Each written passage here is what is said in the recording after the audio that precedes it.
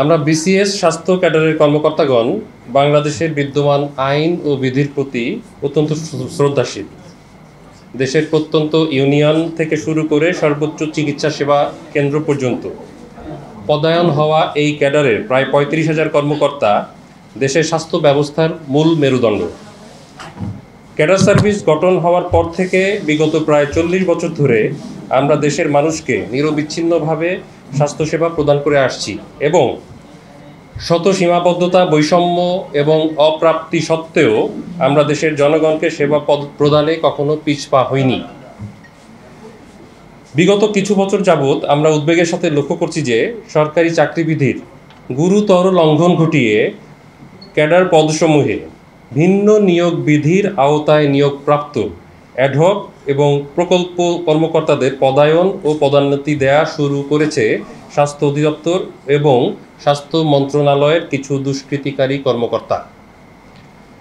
চাকরি বিধির গুরুতর লঙ্ঘন হওয়ায় আমরা লিখিতভাবে আমাদের আপত্তি জানিয়ে প্রক্রিয়াগতভাবে এগোতে থাকি, কিন্তু উক্ত শাখাসমূহের কর্মকর্তাদের অনিয়ম করা হতে থামানো যায়নি, বরং এই অন্যায়ের মাত্রা ক্রমান্বয়ে বাড়তে থাকে।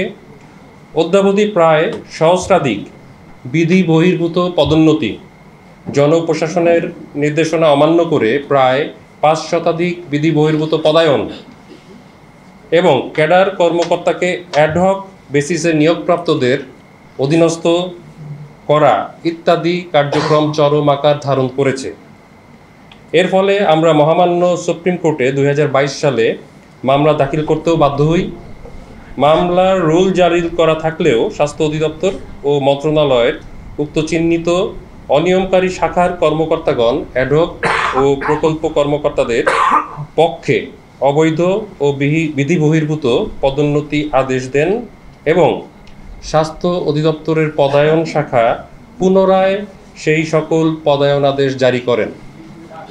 এসব অনিয়মের মাঝেই বিগত ২০২৩ সালে স্বাস্থ্য মন্ত্রণালয় থেকে জনপ্রশাসন মন্ত্রণালয়ে পরপর পাঠানো ৩টি পত্র আমাদের দৃষ্টিগোচর হওয়ায় আমরা হতবাক ও বাকরুদ্ধ হয়ে যাই।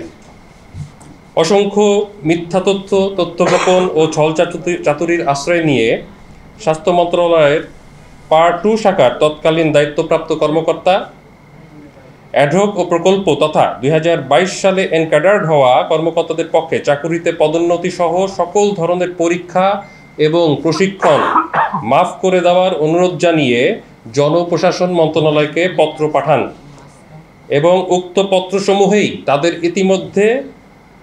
ইতিপূর্বে দেয়া বিতর্কিত পদোন্নতিসমূহের অবৈধ বলে স্বীকার করে নেওয়া হয়। মন্ত্রণালয়ের নিজস্ব পত্রে তাদেরই করা অনিয়মসমূহ স্বীকার করে নেওয়া নজিরবিহীন। সেখানে বলা হয়, যদি অ্যাডহক বা এনক্যাডার্ড কর্মকর্তাদের চাকুরিতে স্থায়ীকরণের জন্য ক্যাডারে বুনিয়াদী প্রশিক্ষণ, বিভাগীয় পরীক্ষা ইত্যাদি প্রমার্জনা দেওয়া না হয় এবং উক্ত প্রমার্জনার পরে পুনরায় তাদের পদোন্নতির জন্য প্রয়োজনীয় সিনিয়র স্কেল পরীক্ষা বা পদোন্নতি পরীক্ষা হতে প্রমার্জনা দেওয়া না হয়, তাহলে ইতিপূর্বে প্রদেয় সকল পদোন্নতি প্রশ্নের সম্মুখীন হবে। ২০২৩ সালে প্রথম ২ বার জনপ্রশাসন মন্ত্রণালয়ে অসম্মতি জানিয়ে প্রতিউত্তর দিলেও স্বাস্থ্য মন্ত্রণালয়ে ৩য়বারের অনুরোধে তারা বিসিএস নিয়োগ বিধি সংশোধনের প্রস্তাবটি সচিব কমিটিতে প্রেরণ করেন। স্বাস্থ্য মন্ত্রণালয়ের অনুরোধে প্রস্তুতকৃত উক্ত সংশোধনী প্রস্তাবে এনক্যাডার হওয়া কর্মকর্তাদের পক্ষে প্রথমত বাধ্যতামূলক বিভাগীয় পরীক্ষা, দ্বিতীয়ত বুনিয়াদী প্রশিক্ষণ, তৃতীয়ত ক্যাডারে বাধ্যতামূলক ২ বছর শিক্ষানবিশকাল হতে প্রমার্জনা, চতুর্থত ক্যাডারের ২ বছরের সন্তোষজনক চাকরিকাল এবং প্রমার্জনার পরে পুনরায় তাদের পদোন্নতিতে সিনিয়র স্কেল ক্ষেত্র হতে প্রমার্জনার অনুরোধ জানিয়ে মন্ত্রী পরিষদ সচিব বরাবর পত্র প্রেরিত হয়। আমরা বাকরুদ্ধ। আমরা জানতাম চাকরিতে অনিয়মকারীদের শাস্তি দেওয়া হয়। স্বাস্থ্য মন্ত্রণালয়ের উক্ত কর্মকর্তা নিজেই দোষ স্বীকার করে উল্টো অতীতের অনিয়মের প্রমার্জনা চাচ্ছেন। এ কেমন আবদার? যে কোনো ধরনের সরকারি চাকরিজীবীদের জন্য এভাবে এতগুলো প্রমার্জনা ফাইল সৃষ্টি হওয়া নজিরবিহীন এবং এ ধরনের ন্যাক্কারজনক অনিয়মের ঘটনা বাংলাদেশের প্রশাসনের জগতের ইতিহাসে এই প্রথম। উল্লেখ থাকে যে উক্ত কর্মকর্তাগণের সকলেই বিসিএসে ফেল করেছিলেন, অর্থাৎ অ্যাডক ভিত্তিতে নিয়োগের পূর্বের এবং পরের সকল বিসিএস পরীক্ষায় অকৃতকার্য হয়েছিলেন, যার প্রমাণ আমাদের কাছে রয়েছে। একদল চাকরিজীবী যারা তাদেরই নিয়োগ বিধির শর্তে পরীক্ষা ও প্রশিক্ষণ গ্রহণ না করেই তাদেরকে স্থায়ী করা হয়েছিল, যারা তাদের সমগ্র চাকরি জীবনের কখনো কোনো পরীক্ষা দেননি বা কোনো প্রশিক্ষণ নেননি, যারা বিসিএসে অকৃতকার্য হয়েও এনক্যাডার্ড হয়েছেন এবং এনক্যাডারমেন্টের পরে পুনরায় বিসিএস পরীক্ষার 5টি শর্ত হতে প্রমার্জনা কেন পাবেন, বিসিএস পাশকৃতদের চেয়ে উপরে কেন স্থান পাবেন, তা আপনাদের মাধ্যমে দেশবাসীর কাছে প্রশ্ন রাখলাম। আপনারা নিশ্চয়ই অবগত আছেন, ইতিপূর্বেও আমরা সংবাদ সম্মেলন করে গত 9 জুলাই 2024 তারিখে আপনাদের মাধ্যমে দেশবাসীকে জানিয়েছিলাম আমাদের সাথে হওয়া সকল অন্যায়ের কথা। কিন্তু আজ আপনাদের মাধ্যমে দেশবাসীকে পুনরায় বিশেষভাবে জানাতে চাই, গত 3/9/2024 অর্থাৎ আজ থেকে 4 দিন আগে 3রা সেপ্টেম্বর তারিখে প্রকাশিত পিএসসি কর্তৃক খসড়া বিজ্ঞাপনে পরিলক্ষিত হয় যে বিসিএস রিক্রুটমেন্ট রুল 1981 এর রুল 8-এর সাব রুল 1-এর ক্লজ কে এবং ক্লজ এল সংশোধন করার সিদ্ধান্ত দিয়েছে। এ দুটো আগে ছিল না, এ দুটো সংশোধন করার সিদ্ধান্ত তারা সুপারিশ করেছে। কী কারণে তারা নতুন করে ক্লজ সংযুক্ত করে সরকারি চাকুরির বিধি নতুন করে তৈরি করে তাদেরকে আরও অবৈধ সুবিধা দিতে চাচ্ছে, তা আমাদের বোধগম্য নয়।